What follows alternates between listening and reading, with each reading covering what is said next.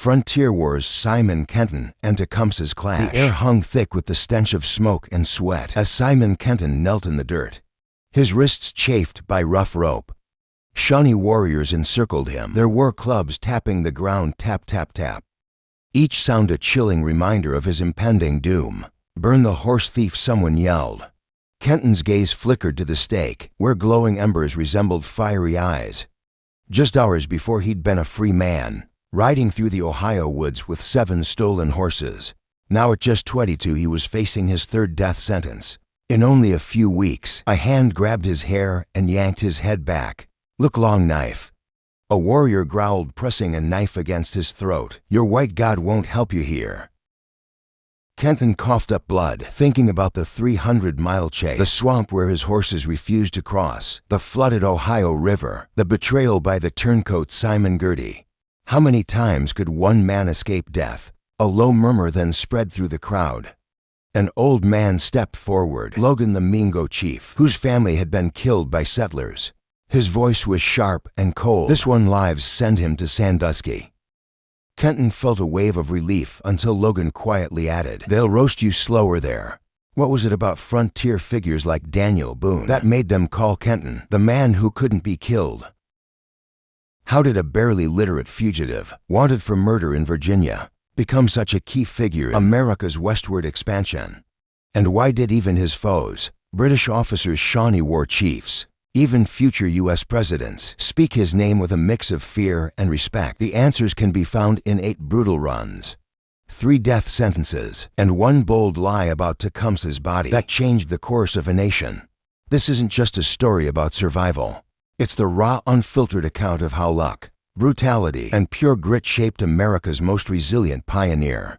Welcome to Native Legends and History Stories, your portal to America's hidden frontier stories. Subscribe now and discover the secrets of the past. On May 15, 1755, in a small cabin in Fauquier County, filled with the unpleasant smells of poverty, Simon Kenton was born into a world already at war. That same year, British General Edward Braddock's bloody uniform was left to rot near Fort Duquesne after his devastating loss to French and Native American forces, an event Virginians called Braddock's defeat. The Kenton family, like many Scots-Irish renters, struggled to survive on land leased from George Washington's rich neighbors. Simon's father, Markham Kenton, kept track of debts on the hearthstone with charcoal. 310 owed 1 old horse, 3 pigs. Young Simon learned about frontier economics early. By the time he was 8, his hands were cracked and bleeding from chopping firewood. He plowed fields full of flint arrowheads, reminders of Shawnee hunts.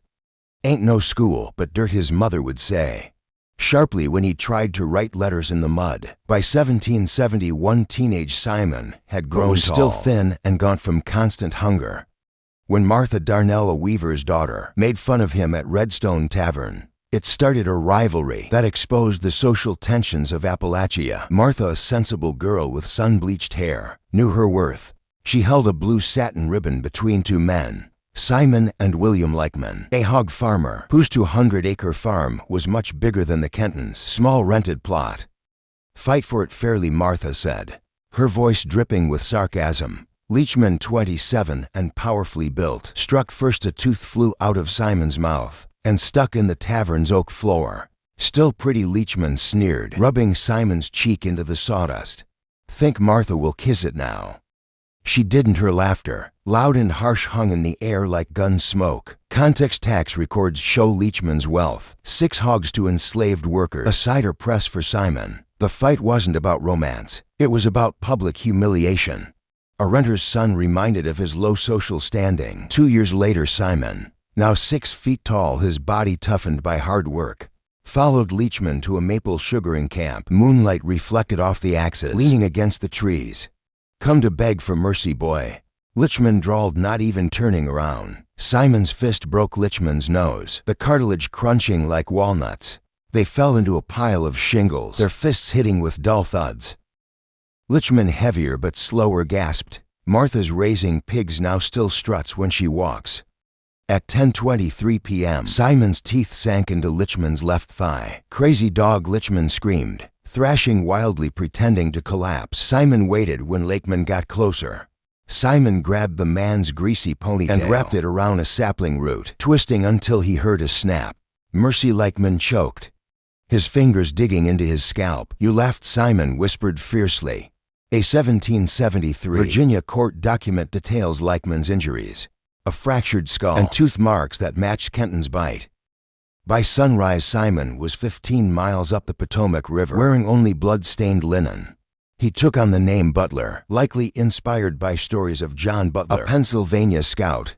Historians still debate whether this was a tribute or a subtle mockery. Butler's Rangers later committed atrocities against settlers during the Revolution.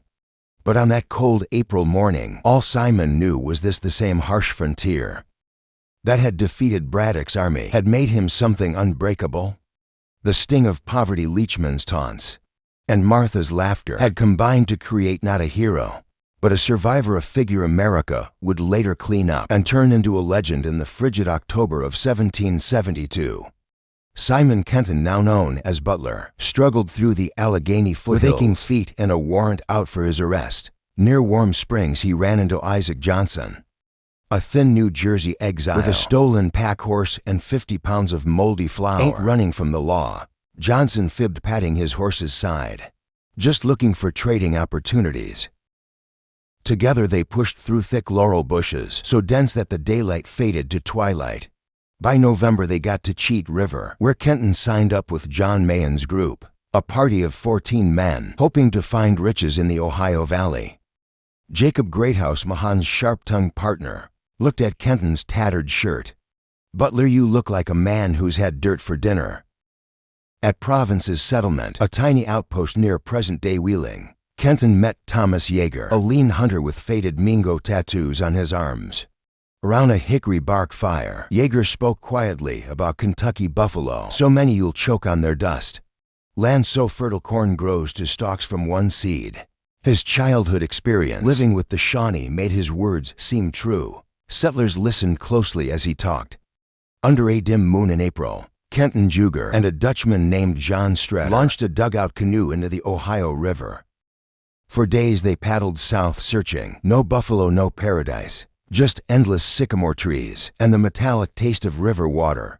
"El Dorado, my foot," Strader complained on the 6th day, cleaning moss off his rifle. Heading back upstream, they explored Salt Lick Creek and the Sandy River. 8 wasted weeks, Kenton's journal, now kept at the Filson Historical Society, shows their despair. Not 40 deer seen.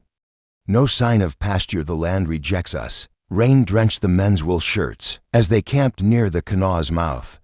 Strader knelt to start a fire. A gunshot rang out. A musket ball ripped through his head. Shawnee war cries filled the air. Kenton grabbed for his gun. It was gone. Yeager wrestled with a warrior, their bodies falling into the mud.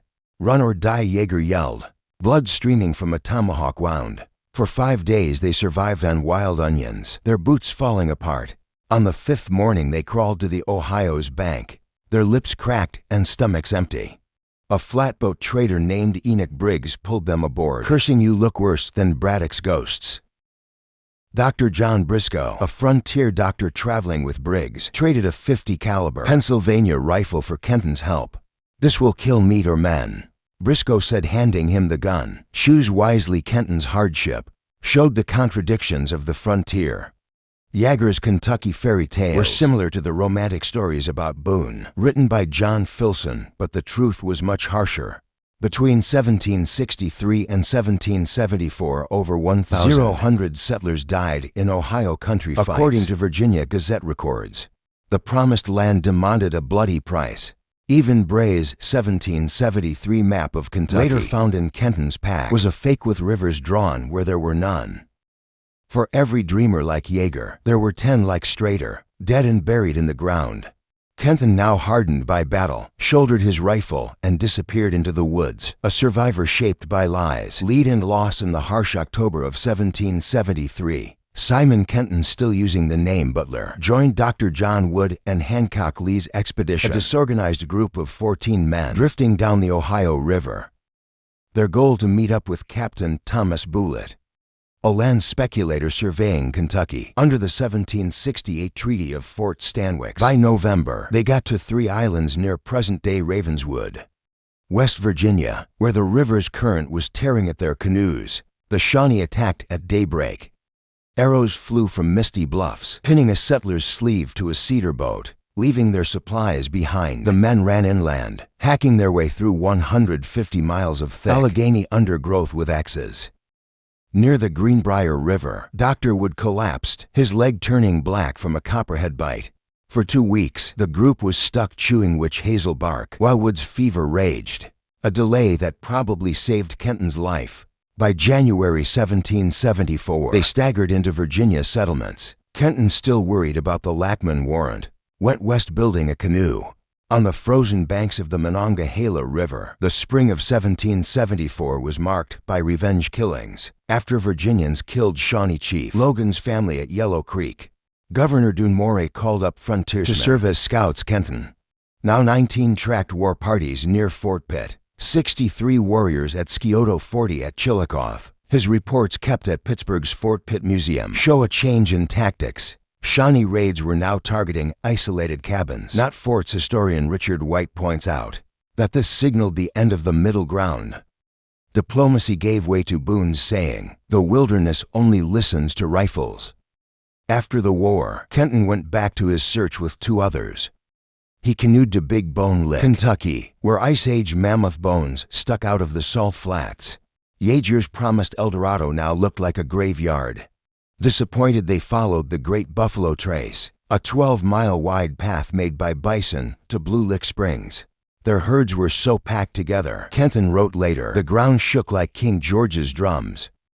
By July 1775, Kenton's axe was cutting into cane fields near present-day Maysville, Kentucky. He and his partners built a cabin, planting corn they'd taken from Shawnee storage pits. Archaeological finds from the site, burned wood pieces, a 1774 Spanish musket ball, prove how risky their lives were. Weeks later, they met Fitzpatrick and Hendricks, 2 starving wanderers whose canoe had flipped over. Hendricks, with only a rusty knife, begged to join them.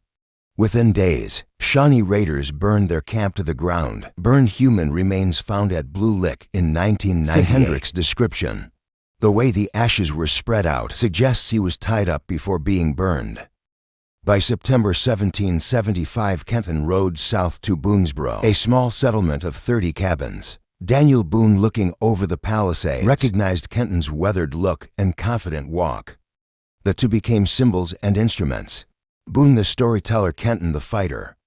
Kenton's journey from 1773 to 1775 shows the contradictions of the frontier, while John Filson's 1780 for Boone biography made Kentucky sound like a promised land. Tax records from Fauquier County tell a different story. 85% of settlers died within 2 years. Many in raids. Kenton's partnership with Boone was more practical than loyal, a matter of survival. As historian Stephen Aaron argues, in Kentucky, staying alive meant making tough choices. Alliances changed like the river's current. After Daniel Boone's dramatic escape from Shawnee captivity, in June 1778, he organized a revenge attack on the Shawnee allied village at Paint Creek near present-day Ross County, Ohio. Simon Kenton, now a skilled frontiersman, led the scouting party, using a combination of Shawnee tracking skills he'd learned while he was a fugitive and the brutal reality of Appalachian warfare. Kenton mapped enemy movements within a 15-mile area. On May 23, 1778, Kenton hid in a sycamore grove along the Ohio's northern bank, his Pennsylvania long rifle covered in bear grease. Shawnee voices drifted on the wind, laughter from 2 warriors sharing a painted pony. The younger rider held a British-made Tower musket, its brass plate shining. Kenton's shot went through the lead warrior's chest. The second fell into the moss, a tomahawk raised in a useless defense. As Kenton went to finish off the wounded man, twigs snapped. 2 Shawnee soldiers fired from 40 yards away, their bullets hitting the bark near his head. Boone's main force, alerted by the gunfire, charged forward in a messy line, firing a volley that scattered the war party. After the fight, Kenton took what he could from a scalp lock braided with colorful porcupine quills, a French trade knife, and lead shot marked Liverpool. 1776, the Paint Creek raid showed the uneven tactics of frontier war. Boone's militia, according to historian John McFarriger, put fear ahead of land, a strategy Kenton carried out without mercy. Scalping, often seen as barbaric, had to purposes psychological warfare and proof of kills for Virginia's scalp bounty system. £50 per warrior, as ordered by Lord Dunmore in 1774. Kenton's survival here wasn't about being a hero, but about adapting his knowledge of Shawnee land. Assessment gained during his 1773 to 1774 captivity allowed him to use gullies and river escape routes to his advantage. This battle also highlighted the war's complicated racial brutality. The dead Shawnee's musket, made in Britain but used against American settlers, showed the conflict's many layers of alliances. As historian Colin Calloway points out, the revolution west of the Appalachians was less a war of independence than a civil war with indigenous nations, settlers and empires fighting over competing claims. Kenton, caught in this storm, became both hunter and hunted. In August 1778, acting on Colonel John Bowman's orders, Simon Kenton, along with Alexander Montgomery and a frontiersman named Clark, sneaked into a Shawnee-allied village near the Little Miami River. Their job: gather information for Virginia's planned attacks. But greed got the better of them. Spotting a group of 17 horses, the men chose theft over scouting, herding the whole group in a noisy procession. The sound of hooves pounding the ground, breaking branches, and echoing through the valley alerted Shawnee guards. The group ran northeast, only to be stopped by a flooded swamp near the Ohio River. At daybreak, they realized their mistake. Strong currents in a British-controlled river made escape impossible. Historian John Suggin says greed overruled common sense. The men tied themselves to their stolen goods. Instead of leaving the horses, they went back the way they'd come. By midday, Shawnee warriors, 6 on horseback carrying British muskets, trapped Kenton. Montgomery, trying to save him, was shot through the ribs. Clark disappeared into the woods, later showing up at Boonesboro with a confused account of what happened. Kenton's capture followed Appalachian fight and bite customs. Warriors tied him to a stake with rawhide strips, his wrists twisted behind his back. A 1778 journal from British agent Alexander describes the payback. They hit him with ramrods, yelling "Steal Indian horse," until his head bled. Shawnee women then forced him onto an unbroken colt, its hooves tearing his legs through thorny bushes. An act anthropologist James Axel calls kinetic torture, meant to strip away dignity before killing. Montgomery's death showed the unequal risks of frontier war. His body, scalped and cut apart, was left to rot as a warning. Kenton, wearing only a loincloth, was sent to Chillicothe for public judgment.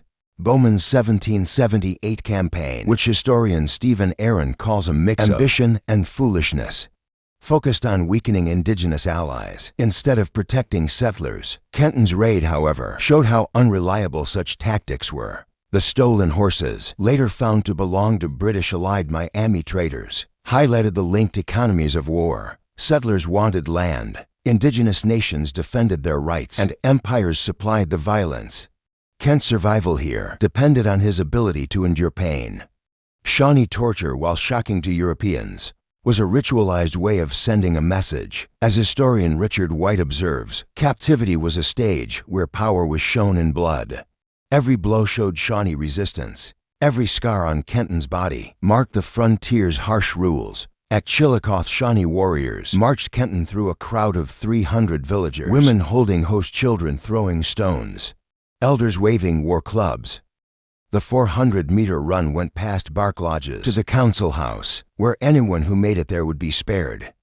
Kenton, bloody and shirtless, broke the rules pretending to go left. He ran into a cornfield, forcing his pursuers into a narrow space. A 1781 British trader's journal describes the scene. He ran like a panther with fire at its tail, knocking down stalks, jumping over a creek, pushing aside a boy blocking the council door. He fell inside, his ribs broken but alive. The council argued for 3 hours. War leaders Blackfish Redpole and Cornstalks Sun passed around a mahogany war club. The sound of it hitting the ground echoed. 21 votes for death, but it was quiet when Simon Girty, a scout who had switched sides and become a Shawnee ally, grabbed the club. Girty's time serving with Kenton in Dunmore's War in 1774 made him act. "I brought 7 scalps last month," he announced, pointing to fresh trophies. "Spare this man, my brother." Under different skies, the risk paid off. Gertie's loyalty and his reputation for violence persuaded the elders. Kenton's sentence was changed to adoption, a kind of conditional mercy. Kenton's survival shows the complexity of Shawnee justice. Anthropologist Helen Hornbeck Tanner notes, the gauntlet wasn't just torture, but a rite of passage testing a captive spirit to see if they could join the tribe. Kenton's clever move showed qualities the Shawnee respected: intelligence and resilience. Gertie's involvement, meanwhile, reveals the broken loyalties of frontier war. His plea used his 1777 attack on Harrisburg, where he'd given 7 settler scalps to the Shawnee. Blood money exchanged for Kenton's life, but this pardon was uncertain. As historian Colin Calloway explains, adoption saved captives from being burned, but made them part of the family. Kenton, renamed Cudahoda, condemned man, faced a future as a political tool, stuck between death and belonging. During a night march toward Wakatomika, present-day Zanesville, Ohio, Kenton, still hurting from the Chillicothe gauntlet, broke free from his rawhide ropes and disappeared into the walnut trees.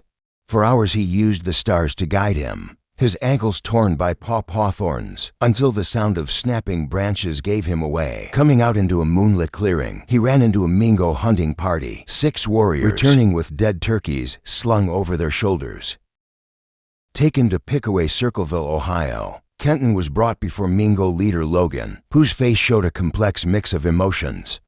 A man known from Jefferson's Notes on Virginia as a symbol of indigenous nobility, yet also consumed by revenge after his family was slaughtered at Yellow Creek. In 1774, Logan looked at Kenton's scarred body, then said quietly in fluent English, "Your name is a joke, condemned man, but even rocks break under the rain." Logan sent 2 runners to Sandusky, where British agent Matthew Elliott was in charge. For 3 days, Kenton waited for some sign of hope. When the messengers came back, they brought no message, just a burned corn cake, its edges crumbling like broken promises. Logan gave the bread to Kenton, a gesture historian Angela Pulley Hudson sees as a leader's silent apology for things he couldn't control. Logan's actions here show the tragic contradictions of the time. After the 1774 Yellow Creek Massacre, he had gone to war against settlers, famously saying, "Who is there to mourn for Logan? Not one yet." By 1778, his authority was weakened by Shawnee leaders who were allied with the British, and Logan's power was mostly symbolic. The refusal from Sandusky, likely influenced by British officers who wanted to keep indigenous alliances strong, showed the cold calculations of frontier politics. One white captive's life was less important than the loyalty of armed tribes. Kenton, now a pawn in this game, faced a hard truth. Staying alive took more than just toughness. It also required luck. In October 1778, Kenton was about to be killed at Sandusky, present-day Fremont, Ohio, where Shawnee warriors had built a pyre. British Indian agent William Drouyer, a mysterious figure often confused with Matthew Elliott, stepped in, offering 50 silver coins and a barrel of rum to borrow Kenton for questioning. Drouyer's reasons were a mix of practicality and a sense of honor. Information about the Virginia militia was valuable, and trader records from the frontier suggest he personally thought indigenous torture was counterproductive. For 6 months, Kenton was held loosely in British custody. In Detroit, Lieutenant Governor Henry Hamilton's records list him as detained for intelligence, a polite way of saying house arrest. But Detroit's open borders allowed Kenton to become friends with French, Canadian traders and to Kentucky captives. William Brinker and Samuel Murphy, who'd been ransomed by the British. By June 1778, Kenton's determination had grown stronger. He traded stolen rum to Odawa hunters for a .60 caliber trade musket and 20 lead balls. Marguerite Edgar, the wife of Detroit merchant John Edgar, secretly gave him a powder horn, later found to have a folded map of the lake shoreline inside. The secret network, historian Eric Hinderaker notes, operated outside of imperial control, driven by family ties and hatred of military rule. On June 15, Kenton, Brinker and Murphy secretly left Detroit through the marshlands to the north. For 30 nights they followed the Mummy River, living on cattail roots and stolen duck eggs. Shawnee patrols ambushed them twice. Kenton's musket killed a pursuer near present-day Toledo, while Brinker was hit in the shoulder with a tomahawk. Crossing the Ohio River near Louisville in July 1778, they collapsed at Fort Nelson's gates. Commander George Slaughter's report says, 3 walking skeletons arrived.